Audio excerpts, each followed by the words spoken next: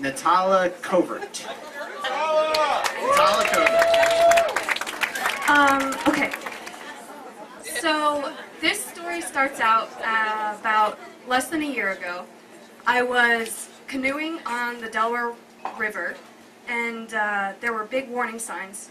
Don't canoe today because the river is over flooding and it's brown and it's rushing really fast because it had been raining for a good 2 weeks prior. But we decided to go anyways, and of course we had a cooler of beer and some food and a bunch of people in kayaks and one big canoe that I happened to be in. And halfway down the river, my canoe tips over. It's sandwiched between two trees and the water that's rushing into it. And it's one of those, like, you know, adrenaline rushes where you lift a car off of a baby because we had to get this canoe out of the water and continue down the river. But that's not where the story is going. The story is actually later that night after we were drinking at a bar, of course, up the street from this little campsite we were going to sleep at in our tents. And we all go back, and my alcoholic boyfriend is passed out way before I am. And I eventually fall asleep, and I am sleeping okay, fine. 4 o'clock in the morning, I wake up with excruciating pain in my ear. And I'm thinking, shit, I just got in a really bad canoe accident. Maybe I've got water damage in my brain or something. I don't know what's going on, but it really hurts. So I'm shaking. Daniel, wake the fuck up. I got it. I have pain in my ear. I don't know what's going on. He's not going to wake up because he's drunk and asleep. And I'm crying, but trying to muffle my screams because, of course, there's 2 other people in the tent with me, and I'm like, oh my god, what's going on? So I find a flashlight, and I'm like looking around my bed, trying to figure out if I got punctured by something, and I put my finger in my ear, and it's covered in blood. I've got blood coming out of my ear now, and I'm freaking out even more. Daniel, wake up. I have to go to the hospital. I'm dying, okay? I'm dying. He wakes up. But then he goes back to sleep. Don't worry about it. It's okay. We'll deal with it in the morning. No, you don't understand. I'm bleeding out of my ear.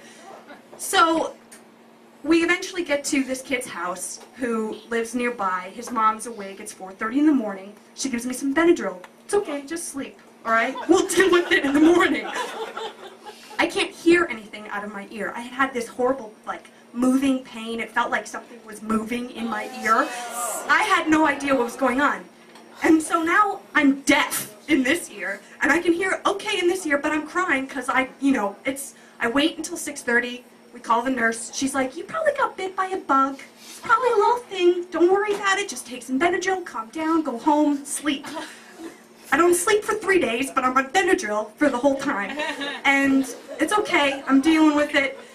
Fast forward 3 weeks, I've kind of let this whole experience go. We've just moved on. I can hear okay. It's fine. I'm in Wisconsin with my family. My same alcoholic ex-boyfriend was there.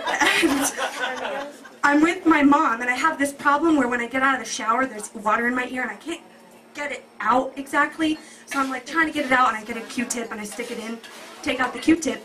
At the end of the Q-tip, there's a bug leg. About 1 centimeter long with claws. Okay. I start freaking out. My mom's like, what's going on? Mom, there's something in my ear. You gotta look, you gotta look. She's like got like 5 pairs of glasses on, like looking in my ear like, I don't know what it is. She's pulling on it. She's like, well, I don't know, get a flashlight. So she gets a flashlight. You know, she's standing there. My cousin's got the flashlight. My mom's got tweezers. My mom's got eyeglasses all over her head.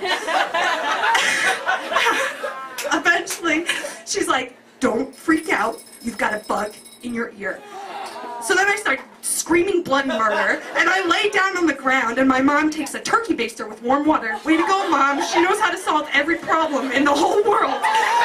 Like how to get a beetle the size of a dime out of your ear, fully decomposed in many pieces. Thank you.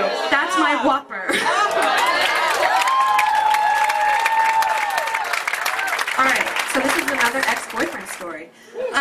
I dated a guy all throughout high school, 4 years. He smelled amazing. I have yet to date someone who smells as good.